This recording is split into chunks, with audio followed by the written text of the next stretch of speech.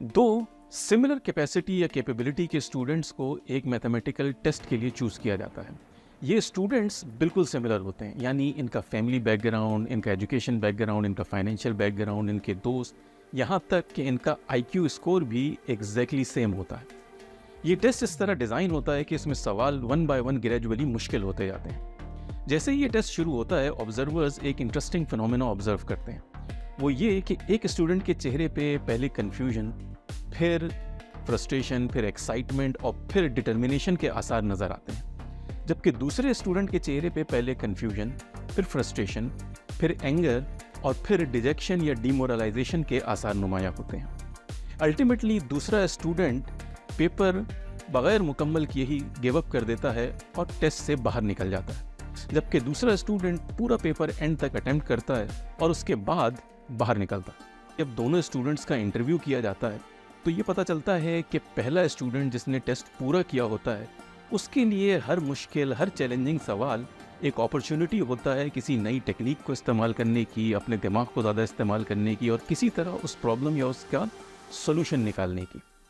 जबकि दूसरा स्टूडेंट जिसने गिव अप कर दिया होता है, उसके लिए हर मुश्किल सवाल उसे ये इंडिकेट करता है कि उसके अंदर वो इंटेलिजेंस नहीं है या कैपेबिलिटी नहीं है कि वो उस सवाल को हैंडल कर सके या सॉल्व कर सके। अस्सलामु अलैकुम, कैसे हैं आप लोग? I am sure all of you are doing great. दोस्तों, अगर दो अशखास के सामने एक चैलेंज या एक बहुत बड़ा टास्क हो, या किसी एक शख्स के सामने भी एक बड़ा ही अनसरमाउंटेबल किस्म का चैलेंज आ जाए, टास्क आ जाए, तो वो क्या फैक्टर होगा या क्या चीज़ होगी जो डिसाइड करेगी, डिटरमाइन करेगी या इस चीज़ को प्रेडिक्ट करेगी कि ये उस चैलेंज को ओवरकम करेगा, उस चैलेंज को हैंडल करने की कोशिश करेगा अपनी सलाहियतों से भरपूर तरीके से, या फिर ये कि ये सरेंडर कर देगा या हार मान लेगा? इसका जवाब है माइंडसेट। जी हाँ, Carol S Dweck Harvard University में साइकोलॉजी की प्रोफेसर थी। इन्होंने माइंडसेट के टॉपिक पे एक इंतहाई कम्प्रिहेंसिव रिसर्च की और उसके बाद एक बेस्ट सेलिंग किताब माइंडसेट के नाम से लिखी। ये किताब आपकी रीडिंग लिस्ट पे लाजमी होनी चाहिए, क्योंकि इसको पढ़ने के बाद ये आपका दिमाग खोल के रख देगी। इस किताब में कैरल ने बहुत कम्प्रिहेंसिव स्टडीज़ शेयर की हैं, रिसर्चेस शेयर की हैं, एक्सपीरियंसेस शेयर किए हैं और ये बताया है कि अल्टीमेटली हमारी स्किल्स, एबिलिटीज़, टैलेंट्स अपनी जगह, लेकिन जो डिसाइडिंग फैक्टर होता है, जो ये चीज़ डिसाइड करता है कि हमारी ज़िंदगी में हमारा level of achievement, accomplishment, fulfilment या सक्सेस क्या होगा, वो फैक्टर है माइंडसेट। जी हाँ, माइंडसेट ही हमारे लेवल ऑफ अचीवमेंट को प्रेडिक्ट करता है, या माइंडसेट ही ये प्रेडिक्ट करता है कि अगर हमारे सामने एक बहुत बड़ा टास्क हो तो क्या हम उसे एक्सेप्ट करेंगे, एज अ चैलेंज लेंगे या फिर सरेंडर कर देंगे। सो माइंडसेट होता क्या है? How do we define a mindset? Mindset एक कॉम्बिनेशन होता है हमारे एटीट्यूड्स, बिलीव्स और परसेप्शंस का, जो कि बहुत ज़्यादा स्ट्रांगली इन्फ्लुएंस करते हैं कि हम दुनिया को देखते किस तरह हैं और उससे इंटरेक्ट किस तरह करते हैं। कैरल ड्वेक की रिसर्च के मुताबिक माइंडसेट दो तरह के होते हैं, फिक्स्ड माइंडसेट और ग्रोथ माइंडसेट। फिक्स्ड माइंडसेट, जो लोग फिक्स माइंडसेट रखते हैं वो ये बिलीव करते हैं कि उनकी स्किल्स, एबिलिटीज़, टैलेंट्स, सलाहियतें ये फिक्स्ड हैं, गॉड गिफ्टेड हैं, बाय बर्थ हैं, यानी वो इनको इम्प्रूव करने या इनको बेहतर करने के लिए कुछ नहीं कर सकते। या तो वो इंटेलिजेंट हैं या वो इंटेलिजेंट नहीं हैं, या तो वो टैलेंटेड हैं या वो टैलेंटेड नहीं हैं।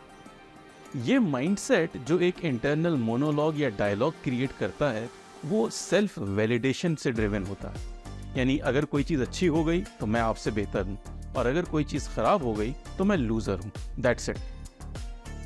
ग्रोथ माइंडसेट, जो लोग ग्रोथ माइंडसेट रखते हैं वो ये बिलीव करते हैं कि उनकी स्किल्स, एबिलिटीज़, टैलेंट्स या सलाहियतें ये थ्रू हार्ड वर्क इम्प्रूव की जा सकती हैं, बेहतर की जा सकती हैं, या इनको मज़ीद पॉलिश किया जा सकता है। ये लोग इस बात पे यकीन रखते हैं कि थ्रू लर्निंग एंड एफर्ट ये किसी भी नई स्किल को सीख सकते हैं, अपने आप को इम्प्रूव कर सकते हैं और कोई भी सलाहियत अपने अंदर पैदा कर सकते हैं। जो इंटरनल मोनोलॉग या डायलॉग ग्रोथ माइंडसेट जनरेट करता है लोगों के अंदर, वो कुछ इस किस्म का होता है।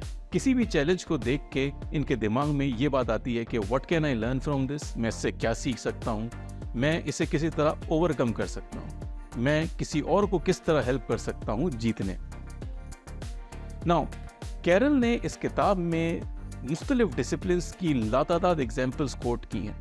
उन्होंने एकेडमिक्स, बिजनेस, स्पोर्ट्स, मीडिया, यहाँ तक कि पर्सनल रिलेशनशिप्स के हवाले से भी एग्जाम्पल्स दी हैं और ये बताया है कि ग्रोथ माइंडसेट ही असल में सक्सेस का या अचीवमेंट का असल राज है, या जो लोग ग्रोथ माइंडसेट रखते हैं उनके प्रोबेबिलिटी या उनके चांसेस ऑफ अचीवमेंट या हाई अचीवमेंट वो कहीं ज़्यादा होते हैं compare to fixed mindset people. Growth mindset के जो बेनिफिट्स हैं वो वैसे तो बेइंतहा हैं, लेकिन कुछ बेनिफिट्स हैं। नंबर 1, इंक्रीज्ड मोटिवेशन, इंक्रीज या बेहतर रेजिलियंस, बेहतर लर्निंग एबिलिटी, बेहतर क्रिएटिविटी और इन जनरल एक ज़्यादा बेहतर सक्सेस और अचीवमेंट बोथ वर्क पे और स्कूल में। On the other hand, fixed mindset की जो डाउन साइड्स हैं उनमें decreased motivation, increased anxiety, learning ability का कम हो जाना, ओवरऑल क्रिएटिविटी का कम हो जाना और generally overall lesser levels of success, ये कुछ डाउन साइड्स हैं ऑफ द फिक्स्ड माइंडसेट। यहाँ एक बात याद रखना ज़रूरी है, वो ये कि ये माइंडसेट कोई पत्थर पे लकीर नहीं होते। ये माइंडसेट चेंज किया जा सकते हैं थ्रू एफर्ट, थ्रू लर्निंग। हम अपने माइंडसेट को from fixed to growth mindset change कर सकते हैं। माइंडसेट डेवलप किस तरह होते हैं? माइंडसेट की डेवलपमेंट में बहुत सारे फैक्टर्स अपना रोल प्ले करते हैं। हमारे अर्ली चाइल्डहुड एक्सपीरियंसेस, हमारी एजुकेशन, हमारे इन्फ्लुएंसेस, जो फीडबैक हमें मिलता है अपने उन लोगों से जो हमारे करीब होते हैं, हमारे पेरेंट्स, हमारे टीचर्स, हमारे दोस्त, हमारे सिबलिंग, ये सारी चीज़ें मिल के हमारे माइंडसेट की डेवलपमेंट को ख़ासा इन्फ्लुएंस करती हैं। यहाँ एक बात इंतहाई अहम है और वो ये कि जब बच्चों की तारीफ इस तरह की जाए कि तुम तो इंटेलिजेंट हो, तुम्हारे अंदर तो नेचुरल टैलेंट है या तुम नेचुरल जीनियस हो, तो रिसर्च ने यह साबित किया है कि इस किस्म की तारीफ बच्चों को फिक्स्ड माइंडसेट की तरफ ले जाती है। ऑन दी अदर हैंड, अगर तारीफ इस तरह की जाए कि तुमने बेहतरीन एफर्ट की, तुमने अच्छा जोर लगाया, तुमने अपनी तरफ से खासी मेहनत की, अच्छी एफर्ट की, इसलिए तुम्हें कामयाबी मिली, तो ऐसी तारीफ एक ग्रोथ माइंडसेट डेवलप कराती है। सो अगर हम एक क्विक कंपैरिजन करें बिटवीन फिक्स्ड माइंडसेट और ग्रोथ माइंडसेट का अलोंग सर्टेन पैरामीटर्स, तो वो कुछ ऐसा हो। चैलेंजेस, फिक्स्ड माइंडसेट के लोग चैलेंजेस को अवॉइड करना चाहते हैं क्योंकि वो उसको एज अ थ्रेट व्यू करते हैं। ग्रोथ माइंडसेट के लोग चैलेंजेस में थ्राइव करते हैं, वो चैलेंजेस को अप्रिशिएट करते हैं, they look forward to challenges because वो उसको एज अ लर्निंग अपॉर्चुनिटीज लेते हैं। ऑब्स्टेकल, फिक्स माइंडसेट वाले लोग जहां ऑब्स्टिकल आए वहां डिफेंसिव हो जाते हैं और ऑल टुगेदर गिव अप कर देते हैं। ग्रोथ माइंडसेट के लोग ऑब्स्टिकल्स को अबूर करने की पूरी कोशिश करते हैं, अपनी पूरी एफर्ट लगा के उसको अबूर करने की कोशिश करते हैं। क्रिटिसिज्म, फिक्स्ड माइंडसेट के लोग नेगेटिव क्रिटिसिज्म को इग्नोर कर देते हैं और उसको डिफेंसिव हो जाते हैं।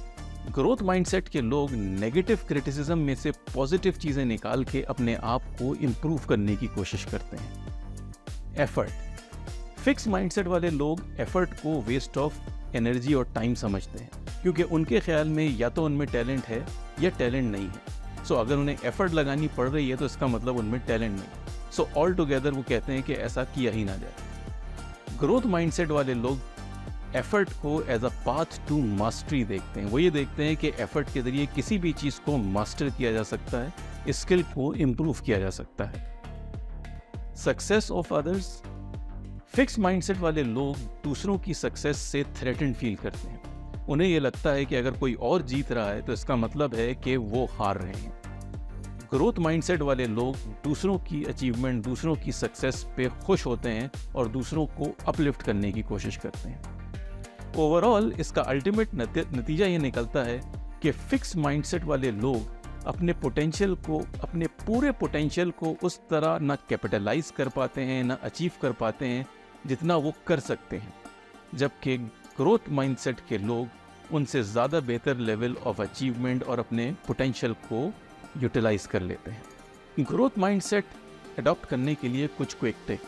सबसे पहली और इम्पॉर्टेंट चीज़ ये है कि मैं और आप ये एक्नॉलेज करें या इस बात को एक्सेप्ट करें कि हमारा माइंडसेट फिक्स्ड है। जब तक हम ऐसा नहीं करेंगे हम माइंडसेट चेंज करने की कोशिश भी नहीं करेंगे। नंबर 2, अपनी काबिलियत झाड़ने के बजाय लर्निंग पे फोकस करें। ये यकीन रखें कि लर्निंग ही वो असल टूल है जो आपको ग्रोथ माइंडसेट तक लेके जाए। नंबर 3, फेलियर्स को रिफ्रेम कर दें एज स्टेपिंग स्टोन या एज फीडबैक्स, ताकि उनसे आप कुछ एक्सट्रैक्ट करके, पॉजिटिव चीज़ें एक्सट्रैक्ट करके कुछ अपने आप को इम्प्रूव कर सकें, अपने आप को बेहतर बना सकें। Next, use the power of yet. अगर आपने मेरी फ़िलहाल या येट वाली वीडियो नहीं देखी तो अभी इस लिंक पे क्लिक करें और इस टूल या टेक्निक से फ़ायदा उठाएं। ये भी आपको ग्रोथ माइंडसेट बनाने में मदद करेगी। नेक्स्ट टिप, एक्नॉलेज एफर्ट, यानी अपनी एफर्ट को एक्नॉलेज करें। जहां आप मेहनत कर रहे हैं कुछ सीखने के लिए, कुछ करने के लिए, अपने आप को उस एफर्ट पे शाबाशी दें। Next, be open to feedback. Criticism, खास तौर पे नेगेटिव क्रिटिसिज्म को एक पॉजिटिव तरीके से लें, उसमें से पॉजिटिव चीज़ें एक्सट्रैक्ट करके अपने आप को बेहतर बनाने की कोशिश करें। Read books on growth mindset. Research ने साबित किया है कि जब आप न्यूरोप्लास्टिसिटी या माइंडसेट के हवाले से कुछ रीडिंग करते हैं तो ऐसा करना इटसेल्फ आपके ब्रेन को ग्रोथ माइंडसेट की तरफ लेके जाता है। Last but definitely not the least, अपने लिए कोई एक स्टेटमेंट, कोई एक फ्रेज, कोई एक मंत्र ऐसा बना लें, कोई एक लफ्ज़ ऐसा चूज़ करें जो आपके लिए ग्रोथ माइंडसेट को रिप्रेजेंट करता हो, और फिर इस वर्ड, इस मंत्रा को रिपीट करें यहाँ तक कि ये बिल्कुल आपके ब्रेन में बैठ जाए। सो दोस्तों, ये थी video on mindset. Thanks for watching. Stay blessed.